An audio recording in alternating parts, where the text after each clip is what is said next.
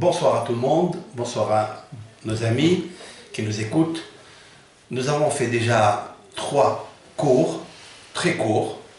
L'essentiel c'est de gagner le concours avec l'aide de Hachem sur les enseignements riches et les secrets sacrés qui existent, qui sont régis dans le mois de Hadar. Un mois exceptionnel dans le signe zodiacal et Dagim.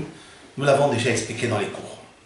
Ce soir, avec l'aide de Hachem, nous allons donner des explications un peu profondes, comme tout le monde aime. C'est-à-dire, nous allons voir en fait qu'est-ce qui est caché, quel est le mystique qui est caché dans le ventre du poisson. De quoi un poisson il peut en fait accoucher. Vous savez très bien qu'un poisson, on ne le voit pas. Il est toujours caché. C'est la raison pour laquelle, à Rosh Hashanah, le maître, la maîtresse de maison, le maître de la maison, il prend un poisson et il dit, on demande à Hachem Yitbarach, Shetishgah Alena, que tu observes et que tu regardes, tu nous sécurises, Be'ina Pekiha, avec un œil bienveillant. Et quel est l'œil bienveillant? Comme celui du poisson, comme celui du dal. Et quand on se multiplie, d'accord, sont comme le poisson. La multiplication et l'humilité, la cachette du poisson, en fait, ce sont 2 caractères sacrés qui font accoucher de ce poisson quelque chose d'extraordinaire. Il ne faut pas oublier que les dagim, comme j'ai expliqué la semaine dernière, les dagim, en fait, ils ont quelque chose de particulier et nos hachamim ont révélé dans le Talmud, dans les Midrashim, que le poisson a quelque chose de fantastique, c'est qu'il est plongé toute la journée dans l'eau. L'œil nu ne peut pas le voir, mais il y a quelque chose de formidable. C'est lorsqu'il y a une petite pluie, un peu de pluie qui descend, qui se déverse du ciel, le poisson sort de l'eau, il prend cette goutte de pluie et il la boit, il l'absorbe. Comme s'il lui manquait, avec tout l'océan, toute l'eau de l'océan, il lui manquait de l'eau. Alors le poisson, je peux dire que le poisson préfère l'eau de là que l'eau d'ici. Alors que nous d'habitude, on préfère l'eau d'ici que l'eau de là. En fait, qu'est-ce qui se passe avec Maïm, avec les Maïm, avec l'eau? L'eau est un élément de procréation. Mais qu'est-ce que possède comme mystère l'eau? Pourquoi quand on boit de l'eau, pourquoi quand on nage, on est étanché de tous les plaisirs, de tous les bonheurs? Pourquoi le corps, lorsqu'il touche l'eau, eh bien, il est heureux. Surtout le poisson qui nage à l'intérieur de l'eau, c'est son élément vital, urgent. Il ne faut jamais qu'il sorte, sauf pour la pluie. 2 éléments très importants avant de rentrer dans le cours. Cette fois-ci, j'ai apporté un tableau parce qu'il nous faut illustrer, imager le cours, sinon on ne comprendra rien du tout. Avec l'aide de Hachem, j'irai progressivement pour pouvoir absorber l'eau et les mystères que dégage le poisson. 2 éléments très importants. Vous savez que le 2e jour de la création, il n'est pas marqué Vayar Elohim Kitov. Il n'y a pas marqué le mot Kitov. Il n'y a pas marqué le mot Kitov. Le 1er jour de la création, c'est marqué Vayerev, Vayiboker Yom Ehad, Vayar Elohim Kitov. Mardi, c'est marqué 2 fois Kitov. Puis le reste, mercredi, jeudi, Kitov, vendredi, Kitov. Pourquoi le lundi, c'est pas marqué Kitov? C'est très simple. Parce que dans le lundi, Akadosh Baruch Hu a fait quelque chose d'exceptionnel, de suprarationnel. C'est qu'il a divisé les eaux d'en haut et les eaux d'en bas. Vayavdel Elohim et Hamaim Dieu, il a séparé les eaux d'en haut et les eaux d'en bas. Lorsqu'il y a une havdalah, lorsqu'il y a une coupure, lorsqu'il y a une querelle, on ne peut pas dire kitov, que c'est bon. On ne peut pas dire kitov. C'est la raison pour laquelle les eaux d'en bas, qui étaient proches de Akadosh Baruch Hu dans le ciel, ont commencé à pleurer. Ils ont versé des larmes. Vous savez très bien, quand on verse des larmes, on réveille la larme en haut. Ils ont commencé à pleurer, dit Akadosh Baruch Hu, on était tellement proche de toi, si proche de toi, que maintenant on est en bas. Vous imaginez un peu combien de kilomètres il y a entre le Otsar Hamaim, c'est-à-dire le trésor où se trouve, la matrice où se trouve l'eau, et en bas. Vous savez combien de kilomètres? Si un homme doit marcher d'ici bas, ici, sur cette terre, il marche comme un homme moyen, pas comme Og Melech HaBashan, pas comme un nain moyen, il a 500 ans de marche. 500 ans de marche entre la terre et le premier firmament céleste. Et après vous avez encore, ça c'est le ciel, ce qu'on voit. Après vous avez du deuxième ciel, vous avez encore 500 années de marche pour un homme pour atteindre le deuxième. Ainsi de suite, il y en a 7 cieux, un à côté de l'autre, mais 500 pour l'homme, 500 années de marche. Cette eau-là, elle se déverse, elle arrive ici avec une rapidité extraordinaire. Comment est-ce possible? La parole de Hachem Barach. C'est la raison pour laquelle la Gemara dans le traité Ta'anit dit que les Geshamim Yodim Bigvura. Les Geshamim, c'est-à-dire les pluies, se déversent avec puissance. Lorsque Akadosh Baruch Hu il envoie la puissance, c'est la deuxième sphère, c'est Gevura, il y a Hesed. Hesed, c'est l'eau. Gevura, c'est la rigueur. Akadosh Baruch Hu fait descendre avec la deuxième qualité, qui est l'attribut de Gevura, la puissance de Hachem, il fait déverser l'eau qui est le Hesed dans ce monde-là, et nous on reçoit cela.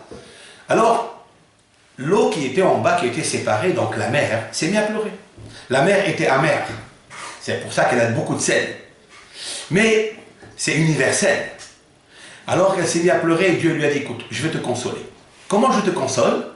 Il lui dit, lorsque le peuple d'Israël va construire le Beth Amikdash, donc Shlomo HaMelech va construire le Beth Amikdash, je vais faire un endroit où va passer ton eau, puisque le Zohar HaKadosh explique que l'eau qui passait dans le Beth Amikdash, sous le Mizbeach, sous l'autel des pardons, d'expiation, il venait de Okeanos. Et donc cette eau elle arrive, on prend l'océan, on prend un peu d'eau et on fait ce qu'on appelle Nisur Hamaim, cela veut dire on verse un peu d'eau sur le Mizbeach. Et c'est avec ça aussi qu'à Shavuot, on verse de l'eau et on chante à Kibouchou. Donc il y a un rapport avec l'eau et l'expiation de l'homme. Lorsqu'un homme se dispute, autrement dit, puisque cette eau s'est divisée en deux, alors lorsque l'homme crée un conflit dans la terre, lorsqu'il y a des guerres, lorsque le shalom bayit ne marche pas, le seul réparateur, c'est l'élément eau, maïm. Maïm est quelque chose d'extraordinaire. Ça c'est la première, c'est la raison pour laquelle j'ajouterai, vous savez, lorsqu'on fait Tikkun Hatzot, on pleure. Et on s'assoit par terre, et on cite le psaume Al Naharot Babel Sham Yashavnu Gambachinu Bezochrenu et Sion. Lorsque le peuple d'Israël est expulsé par Nebuzradan, qui a donc expulsé, ils sont allés en galoute, ils sont arrivés donc devant les fleuves de Babel, et ils se sont assis là-bas. Qu'est-ce qu'on dit? Al Naharot Babel, sur les fleuves de Babel, Sham Yashavnu, là-bas nous sommes assis, Gambachinu, aussi nous avons pleuré. Les commentateurs posent la question, qu'est-ce que ça veut dire aussi nous avons pleuré? Ça veut dire il y a quelqu'un d'autre qui pleure? La réponse est oui. Les eaux ont commencé à pleurer. Ils ont dit à quel moment tu as construit le Beth Amikdash, tu nous as consolés quand tu nous as séparés, on était tellement proches de toi, et maintenant, où on est en bas. Tu as dit qu'on va servir pour expier la faute des hommes. On était heureux, on était contents. Mais là, le Beth Amikdash a été détruit. Alors donc, on pleure il faut nous ramener en haut. Le fracas des eaux, comme c'est marqué dans Echa, c'est marqué là-bas que Nishbar, Kelev Hayam, c'est-à-dire que le fracas des cœurs après la galoute, il était comme le fracas des eaux. Pourquoi il y a tellement un fracas dans l'eau? Parce que l'eau, elle veut retourner en haut. Mais il y a une consolation encore pour l'eau, même après la destruction du temple. Laquelle? Les poissons. Les poissons sont nés le jeudi. Et le jeudi, ça veut dire quoi? Ça veut dire que la sphère qui gère l'eau, donc qui a été créée le Yom Hamishi, le 5e jour, eh bien c'est pour ça qu'on dit Houta Houta. D'ailleurs en tunisien on dit Houta Houta. Pourquoi? Parce que l'eau, elle est née le 5e jour. C'est le Yom Hamishi. Le poisson. Les poissons sont nés le jeudi de la création, le 5e jour de la création. Ça veut dire quoi? Voilà, c'est extraordinaire le rapport que nous allons faire avec la Torah que le peuple d'Israël a rattrapé quand? Le mois de Hadar. Le mois de Hadar, il est marqué dans la Megillat Esther, qui a été écrite avec esprit divin, Roi HaKodesh. Il est marqué Kiimu vekiblu hayehudim. Kiimu, ils ont accompli. Kiblu, ce qu'ils avaient accepté. Au mont Sinaï, le peuple d'Israël a accepté la Torah écrite, mais la Torah orale, ils ne l'ont pas acceptée avec joie. C'est la raison pour laquelle il y a eu la brisure des tables de la loi le 17 Tammuz. Cependant, à Purim, ils ont réaccepté cette Torah avec Simha. C'est la raison pour laquelle, Mishenichnas Adar, on dit dans la halakha, lorsque le mois de Hadar rentre, c'est-à-dire quoi? L'embryon, lorsque la lune commence à germer son embryon, dès qu'il rentre, cette minute-là, Marbim Bessimha. On augmente la joie. Pourquoi Bessimha? Avec la joie. Parce que Simha, c'est l'anagramme du mot Hamisha, 5. Il y a 5 livres de la Torah. La Torah, c'est la Simha. La Torah, c'est la joie. Cette Torah qui pénètre dans les cœurs d'Israël, cette Torah que vous écoutez dans Baruch Hashem, de partout des rabbinim qui parlent de la Torah, et que vous aimez, parce que je le sais, je reçois des SMS, je reçois des lettres, je reçois, à partir de, il n'y a même pas une semaine, je reçois des lettres de tout endroit, de Madagascar, de Ouganda, j'ai reçu des lettres. Comment les Juifs qui sont ici et là sont assoiffés comme ce poisson qui sort de l'eau pour aller chercher encore une goutte d'eau que moi je vous apporte. Une petite goutte d'eau que je vous apporte. Regardez combien vous aimez cette Torah. Cette Torah-là, quand un juif, une juive, elle écoute d'abord Hadash, quelque chose de nouveau, et surtout le Chodesh Hadar, bien Marbim Simha, il y a une joie extraordinaire. Simha, cette Simha qui va pénétrer Be'ezat Hashem dans toutes les maisons d'Israël. Tous les cœurs qui sont brisés, parce qu'il y en a beaucoup, énormément. La majorité des familles sont dans la souffrance. On le sait tous, toutes elles souffrent, mais c'est pas ça, c'est la Shekhina qui souffre en fait. Et nous allons, avec l'aide de Hachem, dévoiler quelque chose d'extraordinaire, que la Torah d'Israël, l'amour d'Israël, aime cette Torah comme le poisson aime la Torah. C'est la raison pour laquelle Nimshelu Israël Dagim, Israël était comparé au poisson, parce que le poisson, il a son poids. Son poids très très puissant. Et ce poids-là, nous allons, avec l'aide de Hachem, expliquer les Hadash. Si on prend le mot Dagim, vous avez vu le mot Dagim? Regardez. Dagim, voilà, Dagim, qu'est-ce que c'est Dagim? C'est le poisson. Les poissons. Le mot Dagim, quand on réfléchit convenablement, chaque lettre qui fait l'être de cet élément extraordinaire, cet aliment aussi, puisqu'on mange le poisson, nous allons essayer d'expliquer quelque chose de formidable. Pourquoi on mange le poisson vendredi soir? Il nous faut manger le poisson vendredi soir. D'après les mystiques juifs, on dit que les Hasidim et les Tzadikim, les gens pieux, les gens qui n'ont pas fauté ou rarement fauté, s'ils subissent une réincarnation, ils descendent dans le poisson. C'est la raison pour laquelle on connaît la célèbre anecdote du Talmud, Yosef Moukir Shabbat. Yosef qui était en train de respecter, d'honorer le Shabbat, parce que Yosef Moukir Shabbat, il allait tout le temps faire les achats le vendredi. Et on connaît l'histoire de cet homme qui a été récompensé par une nouna. Nouna, c'est un gros poisson que ce jour-là, il est arrivé, Yosef Moukir Shabbat, il n'a pas trouvé de poisson puisqu'il faisait mauvais temps, mais il a dit à Kadosh Baruch Hu, comment je fais? Comment je fais? Il me faut Mazal Dagim. Il me faut le Mazal Dagim. Pourquoi Dagim? Parce que Dag, ça veut dire le poisson, lui-même c'est un Mazal. Il y a un Mazal qui s'appelle Gad. Gad, la tribu de Gad. Mais en fait, Gad, sa puissance c'est Dag. C'est l'anagramme du mot Dag. Et Dag, c'est Dalet, vous avez vu, avec moi, Dalet, c'est 4, Gimel, c'est 3. Donc ça fait combien? Ça fait 7. Dalet, c'est 4, Gimel, c'est 3, donc ça fait 7. Il est un dicton qui dit, c'est pas écrit dans le Talmud, ni dans le Midrash, ni dans le Zohar. Il est apporté par un Rav, Ropshitz, un maître, Ashkenaz. Puisqu'on parle du poisson, les Ashkenaz, c'est des as qui nagent, Baruch Hashem, et surtout dans l'eau de la Torah.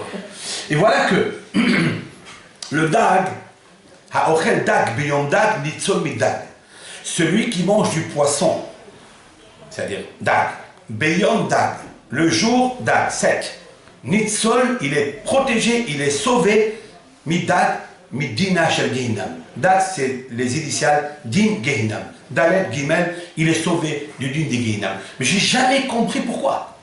Pourquoi celui qui mange du poisson le jour de Shabbat, il est sauvé du gehinam? Qu'est-ce qu'il a le poisson? Avec le cours que nous allons faire avec l'aide de Hachem, je tiens à vous dire, chers frères, chers amis, c'est grâce à vous. C'est grâce à vous que le dévoilement il se fait.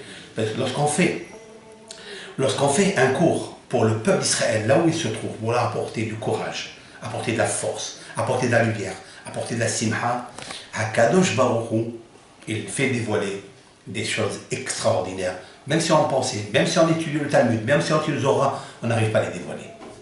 Je peux vous le dire, je peux vous le confirmer, c'est quelque chose d'extraordinaire. C'est grâce à vous, je tiens à vous remercier. Regardez maintenant avec moi. Vous avez vu le Dalet et le Gimel, c'est très bien, c'est Dag. Mais il y a le Yud et le Mem. Le Yud et le Mem, c'est 10, la valeur numérique 10, et 40. Donc ça fait 50. Ça fait 50, ça veut dire quoi? 50, c'est en fait le Nun. Vous vous rappelez? Le Nun, c'est la lettre qui veut dire 50. Donc il y a deux Nun. Il y a celle qui s'écrit au début, au milieu d'un mot, mais il est kafouf, celui-ci il est courbé. Mais il y a un autre qui est prolongé, mais pas prolongé vers le haut, il est prolongé vers le bas pour nous indiquer quelque chose. C'est qu'il va du ciel jusqu'en bas. Comme si c'était un canal plus, jamais un canal moins, qui fait descendre le Nun haut, l'eau qui descend d'en haut, qui va jusqu'au poisson en bas dans l'eau. Le poisson, c'est quelque chose de merveilleux. Mais la Parnassa, c'est quelque chose d'extraordinaire. La Parnassa s'appelle Man, et la Man s'appelle Dagan. Vous le savez? Ça s'appelle Dagan. Dagan, comme c'est marqué, Velehem Shamaim, Udgan Shamaim Natan Lamo. Dans les psaumes, David Amer, ce grand psalmiste, a décortiqué toutes les pérégrinations que le peuple d'Israël a passées dans le désert. Il est arrivé à un passouk de la manne et il a dit Udgan Shamaim, et la récolte, c'est-à-dire le blé, si l'on peut dire ainsi, le pain du ciel, c'est la manne, Natan Lamo, il leur a donné. Rabotai, regardez bien. Ça c'est le Dalet, ça c'est le Gimel, et ça j'ai dit c'est le Nun. Qu'est-ce que c'est que le Nun? Le Nun, c'est Nun. Donc, Dagan. On peut lire Dagan. Si je porte ici un Nun, ça c'est 10, ça c'est 40, donc c'est 50. Donc je vais marquer ici Dalet, Gimel et Nun. Dagan. C'est quoi Dagan? Dagan c'est la Parnassa. Le poisson, c'est la Parnassa. D'ailleurs, le Talmud, dans le traité Shabbat 156a, dit que celui qui est natif du jeudi, et surtout lorsque la planète, le jeudi donc c'est Jupiter. puisque vous savez très bien comment ça marche. Soleil, c'est dimanche. Après, vous avez lundi, c'est Lune. Mardi, c'est Mars. Mercredi, Mercure. Après, jeudi, Jupiter. Vendredi, Vénus. Et Shabbat, Saturne. Mais ça tourne très très bien. Même si on est inactif, au Hachem, mais le jour du Shabbat, c'est Mekor HaBeracha, c'est la source des bénédictions. Il nous faut savoir que Saturne, même si c'est une planète qui est plate et nette, nous, grâce à Dieu, notre cuisinière, elle nous fait des plats nets et on se trouve le Shabbat dans une autre planète, Baruch Hashem, la planète du Shabbat, la planète de la bracha, la planète de la joie. Eh bien, il faut savoir que la Parnassa, elle vient là, Dagan.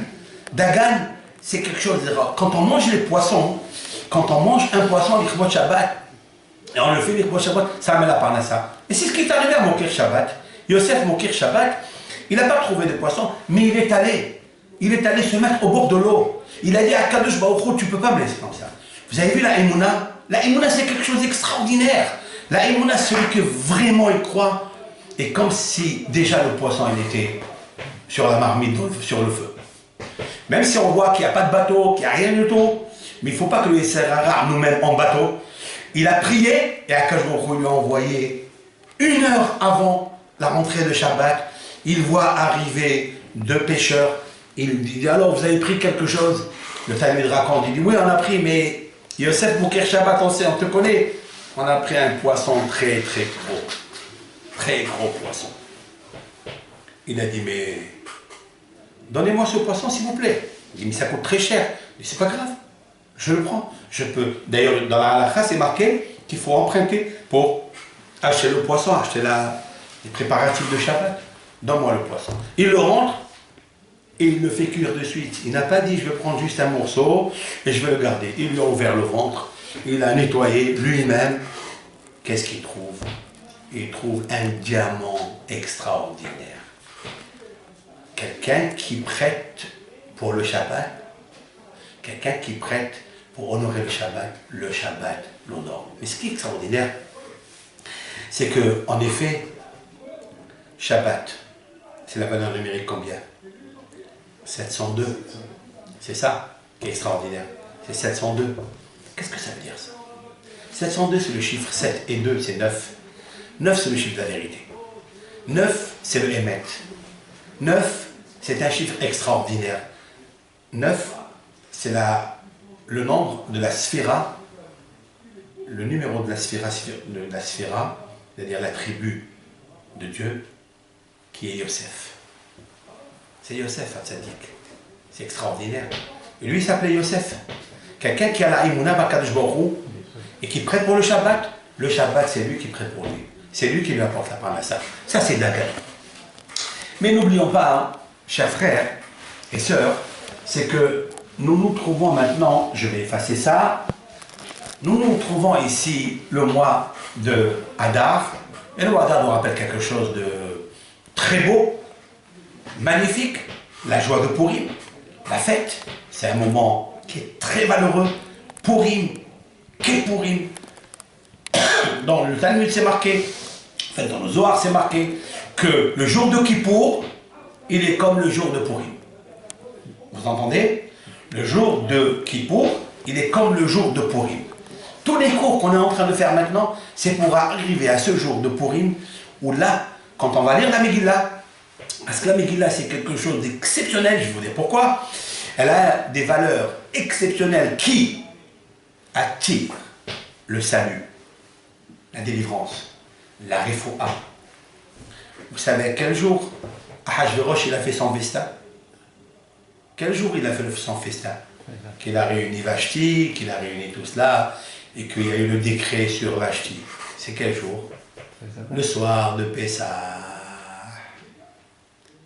Le 15 Nissan, lorsque nous, on est en train de lire la Gada.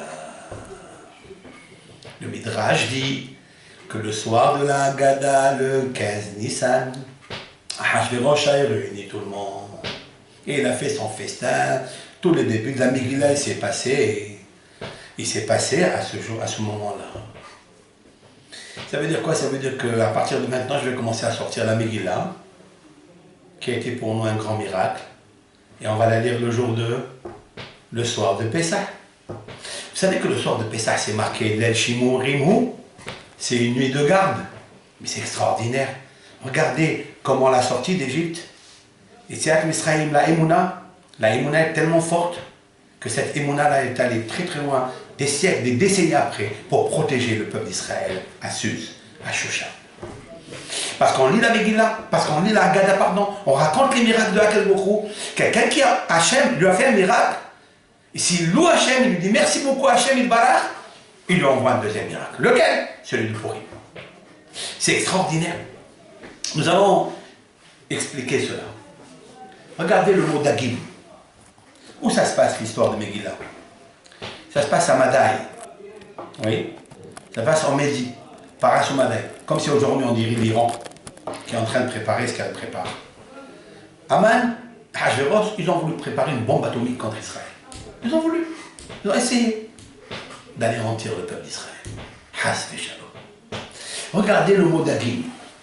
Le mot Dagim, il y a le Mem, vous avez vu le Mem, vous avez le Dalet et vous avez le Yud. Ça forme le mot Madaï. Madaï, Paras ou Madaï. Voilà ce que c'est que Dagim. Mais il nous reste un guimel ici. Un guimel, c'est Galout. La Galout de Madaï. Car il existe 4 Galouyot. Il y a 4 Galouyot et la 5e que nous avons passée, qui était la première en Égypte. Comme il est marqué dans le premier texte de Shemot, l'Exode, il est marqué Ve'ele Shemot Ben Israël Haba'im Mitzrayim. Et voici les noms des bénis Israël, les fils de Yaakov, qui sont venus en Égypte. Qu'est-ce que ça veut dire ça? Quel est le sens? Mitzrayim, c'est l'exil la plus difficile que le peuple d'Israël ait eu. Et normalement, on ne pouvait pas sortir de là. Ça s'appelle Mitzrayim. Mitzrayim, vous pouvez voir que Mitzrayim, ça s'écrit comme ça. Hein? Vous avez vu, Mitzrayim. Il y a un même au début, mais il est ouvert. Et il y a un même à la fin, il est fermé. Que celui qui rentre dedans, il ne sort jamais. Il est dans une espèce de tsara, de yetzer. Vous avez vu le mot yetzer ici? Le yetzer hara, la force du mal qui existait en Égypte, n'existait nulle part. Mais le peuple d'Israël, ils sont sortis de là. Ils sont sortis de là, c'est pour ça que c'est marqué au début de l'Exode. Ve'ele Shemot Ben Israël Haba'im Mitzrayima. Mitzrayima, c'est un hé, c'est pas un même. On a ajouté, à Mitzrayim, on a ajouté un hé. C'est ce hé qui est extraordinaire, parce que Nissan, la lettre qui régit le mois, c'est cette lettre-là. Comme j'ai dit la dernière fois, hé, le soir de Pessah, les Shimurimu, on va lever la matzah et on va dire Ha lahma anya. Ha, c'est hé. C'est ce pain de misère, parce que ce pain-là, il est connecté avec la Shekhina, avec Hakadosh Baruch Hu. C'est-à-dire, dans le système séphérotique kabbalistique, le He, c'est la dernière lettre du tétragramme. Yud, Ke, Vav, Ke, et c'est la Malchut, c'est la royauté. Et on est sorti de là grâce au chiffre He. Qu'est-ce que ça veut dire Haba'im? Regardez ça. Haba'im, je vais le marquer comme ça.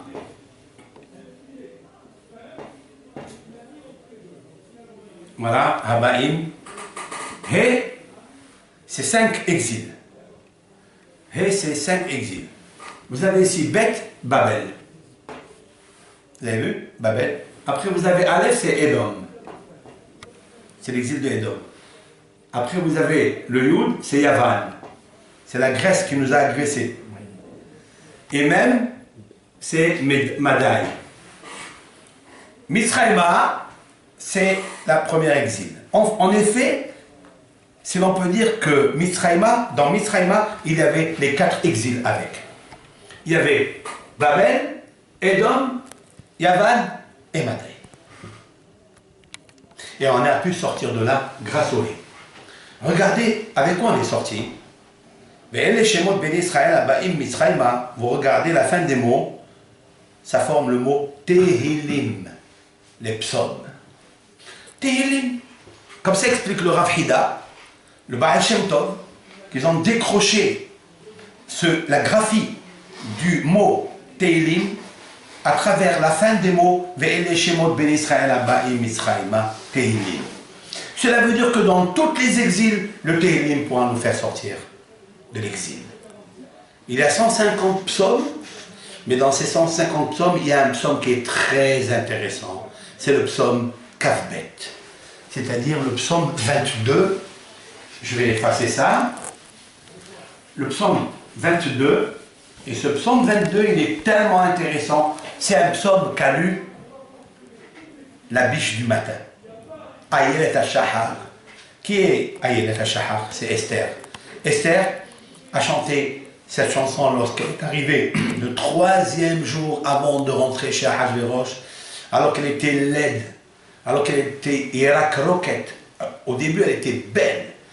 Comme tout le monde l'a trouvée très belle, il l'a emmenée chez le roi, c'était qu'elle est devenue la reine, ok. Mais lorsqu'il y a eu la xéra de Haman, pendant 3 jours elle a jeûné, elle n'a pas mangé, elle a lu Tehillim, elle a prié, elle a versé des larmes. Et quand on verse des larmes avec 3 jours de régime comme ça, un régime soutenu, grave, c'est sûr et certain qu'elle était laide. Vous savez très bien, elle est rentrée chez Ahasverosh et il l'a trouvée magnifique. Il l'a trouvée très belle, comme c'est marqué. Il a envoyé le sceptre, elle a touché le bâton, et elle est rentrée, car il était interdit de rentrer chez le roi, comme il est stipulé dans la Megillah.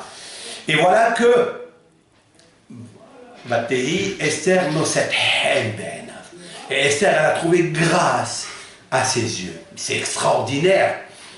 Je vais vous raconter une anecdote d'une fille qui est venue me voir, elle me dit, je ne trouve pas le chidour, on ne veut pas de moi. Je dis, pourquoi? Elle m'a dit, parce que je ne suis pas tellement belle. Parce qu'en fait, je suis laide. Alors je lui dis, Esther, le 3e jour, elle était laide, mais elle a brillé. Comme les LED, vous savez les LED? Les LED d'en haut, là, qui brillent. Hein? Avec l'aide de Dieu, même si tu es laide, tu peux briller. C'est la Neshama qui brille, en fait. C'est à l'intérieur. Si tu prends le psaume et tu pries à Kadosh Baruch Hu, eh bien, il te donne ce qu'il faut. Tu trouves grâce aux yeux de Hachem Yibarach.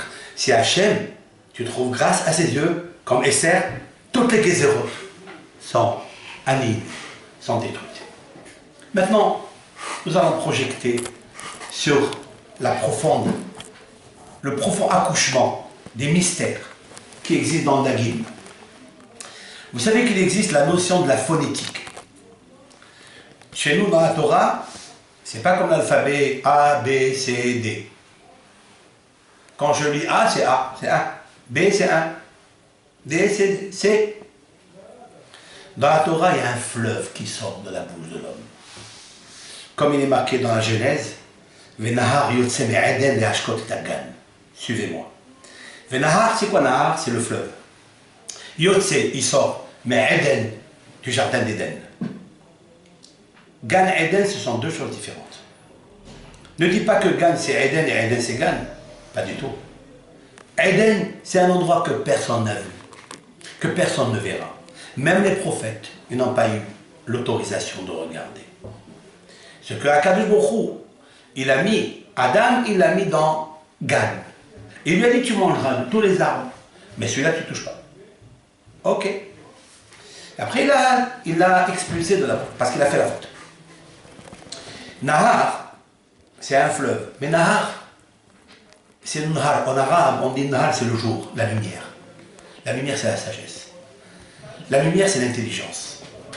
C'est là, du cœur. Yotse, il y a un fleuve qui sort de Eden.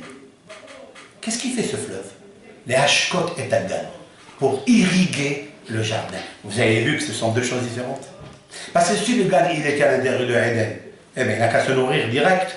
Il n'a qu'à allaiter, il n'a qu'à s'irriguer de l'eau qui se trouve là-bas. Non. Eden, c'est une chose, et Gan, c'est une chose. Et il y a un fleuve qui sort de là. Qu'est-ce que ça veut dire, ça? C'est quoi cette notion-là? L'homme, c'est Eden. Ici, dans le cerveau, il faut savoir qu'il a ici toutes les sagesses du monde. Là. Il a étudié avec un ange, quand il était dans la matrice de sa maman, pendant 271 jours. C'est-à-dire 9 mois. 260 comme la valeur numérique Herayon, c'est-à-dire grossesse. Une femme tombe enceinte, elle tombe enceinte pendant 9 mois, ce sont 271 jours. Mais pourquoi cela? Parce que Herayon, c'est-à-dire grossesse, He, Ra, Ion, est égal à 271 jours. C'est extraordinaire, ça. C'est incroyable. C'est formidable. Et donc, Nahar, Yotse Me'ede, on lui enseigne toute la Torah. Lorsqu'un homme il se met à parler, il y a un fleuve qui sort de sa bouche. Pourquoi? Quand je dis Aleph, j'appelle Aleph, j'ai dit 3 en même temps. Vous avez vu? Ce n'est pas le A dans l'alphabet qu'on connaît, A, B, C, non, c'est Aleph. Et pourtant, on n'a marqué qu'une lettre. On n'a marqué que celle-ci. Et nous, quand on veut les on dit Aleph. Un enfant qui a 3 ans commence à lui apprendre Torah, Tziva, la Moshe, c'est incommensurable. On va lui dire Aleph, lui il voit le Aleph et il sort de sa bouche encore 2 lettres. Ça c'est un fleuve qui sort pour irriguer le Gan, irriguer le jardin. Qu'est-ce que le jardin? Le jardin c'est le monde. Lorsqu'on fait un cours de Torah, il faut savoir que un rave qui parle, quand on écoute un rave, il faut surveiller sa bouche. Comme il est dit dans le Talmud, que tes yeux regardent ton maître, ça veut dire regarde ton maître, ça veut dire qu'il regarde comment il sort les paroles de sa bouche. Parce qu'il y a des fleuves de connaissances qui sortent de Eden. Maintenant, on va ensemble, avec cette pratique-là, avec cette règle générale, nous allons voir maintenant qu'est-ce que contient le ventre du poisson. Dagim. Alors je lis ici Dalet. Vous avez vu Dalet? Dalet. Ok.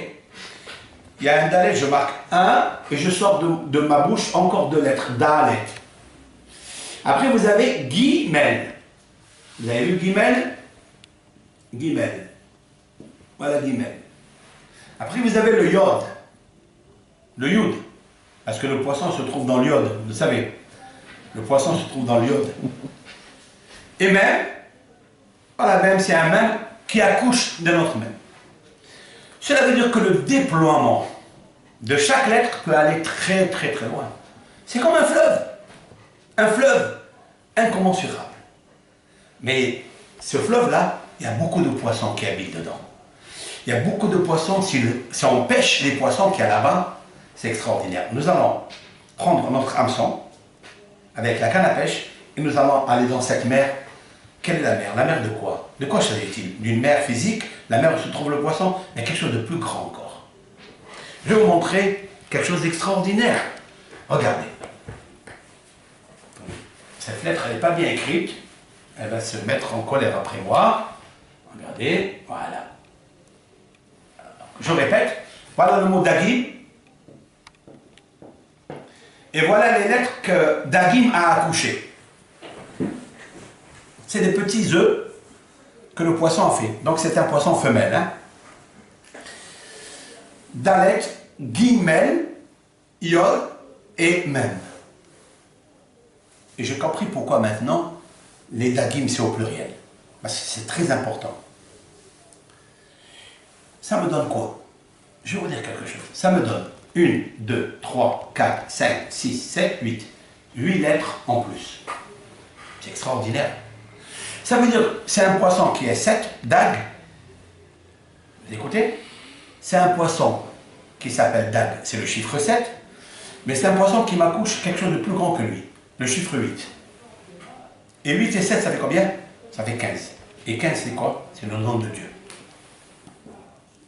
Puisque 7, c'est Dag. 8, c'est ce qui m'a accouché. Ça me fait égal à 15. 15, c'est extraordinaire. 15, c'est le nom de Dieu. C'est la raison pour laquelle le devoir conjugal des Talmidei Chachamim, c'est marqué dans le Talmud, qui se fait vendredi soir. Pourquoi? Parce que Ish ve Isha, l'homme, c'est Aleph Shin Yud, la femme c'est Aleph Shin He. La différence qu'il y a entre les deux, c'est le Yud et le He.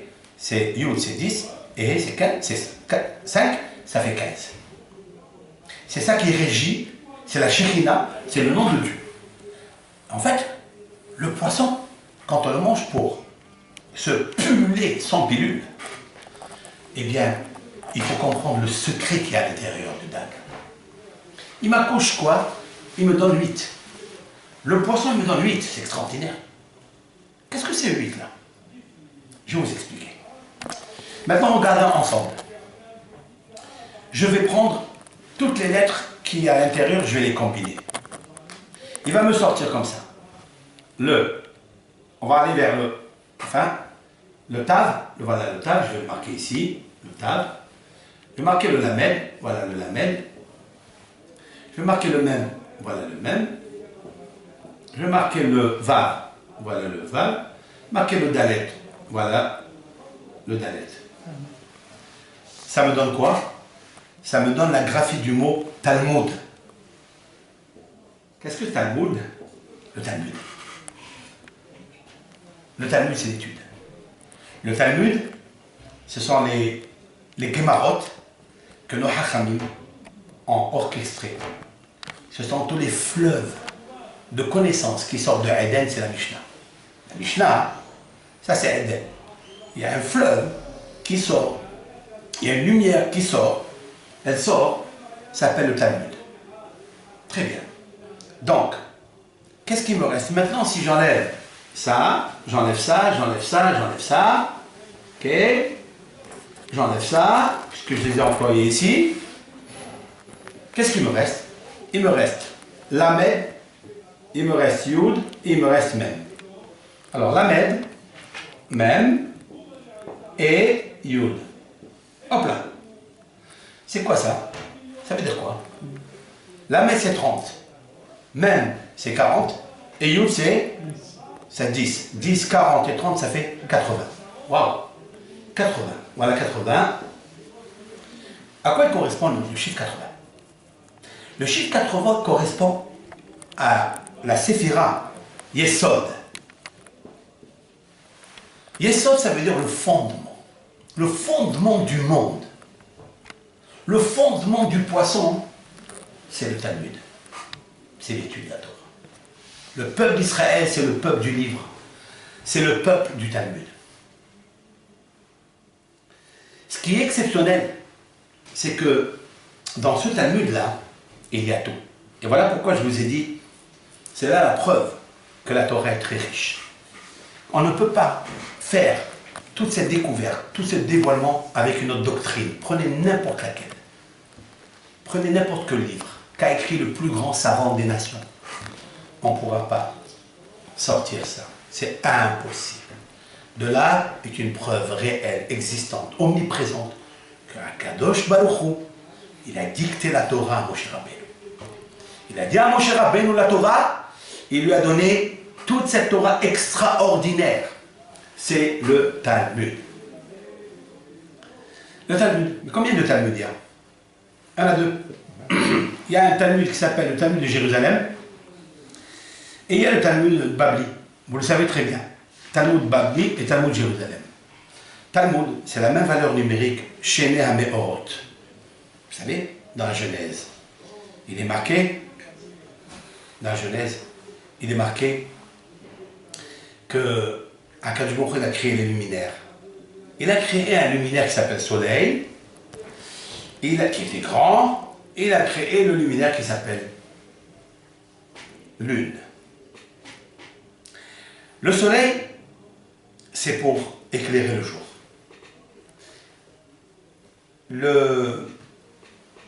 La lune, c'est pour éclairer la nuit. Le calendrier juif, c'est quoi? C'est entre les deux. Entre les deux. Il y a 354 jours de la lune, 365 les jours solaires, et nous, le peuple d'Israël, on ne prend pas comme le fondement du christianisme, soleil, pas celui des musulmans qui est 354, mais celui qui est au milieu. Pourquoi? Parce qu'on sait très bien qu'il y a toujours 11 jours de différence entre les deux.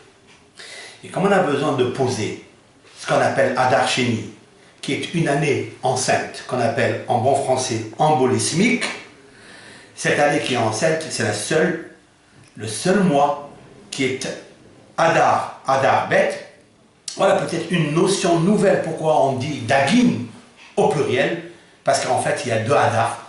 Il y a un poisson ici et un poisson là, parce qu'il y a hadar chez lui.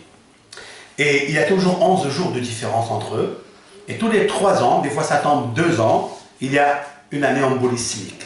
Ça me fait 33 jours, 11, 11, 11, entre la différence qu'il y a entre le calendrier solaire et le calendrier lunaire, ça me fait donc 11 jours, 33 jours. C'est ce qui va me faire. Pourquoi? Parce qu'il ne faut pas rater ce qu'on appelle le mois de Pessah, le mois de Nissan, qui s'appelle Chodesh Ha'aviv, le printemps.